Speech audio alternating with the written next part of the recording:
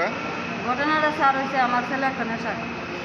আমার ছেলেটা আমার লোকের বাড়ির থেকে আমি তরকারি দিয়ে আমার মার বাড়ির থেকে আর হ্যাঁ সেটা তাদের মারা হয়েছে।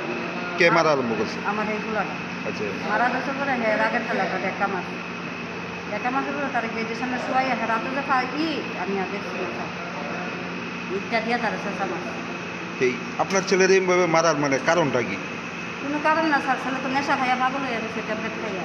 আপনার ছেলে না ওই ছেলেটা? ওই ছেলেটাও আমার ছেলে, আমারই ছেলে বালা আচ্ছা, কাজ করে। আপনার মানে যে কোন ছেলে মারছে? মধ্যম ছেলে। আর এই ছেলে মানে কি ছোট? আমার ছোট এ বড় মানে মধ্যম ছেলে কি মানে নেশা করে সবসময়? নেশা করে স্যার। আচ্ছা কালো হয়ে যায় ট্যাবলেট খাইছে, খাইয়া অনেক কমবে যায় যাবে।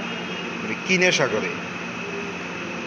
মনে হয় আপনার নেট টেন পড়ি যায় এটা মনে পাইছি। আচ্ছা, আমি দেখছি না, আমি কাজ করি সারাদিন।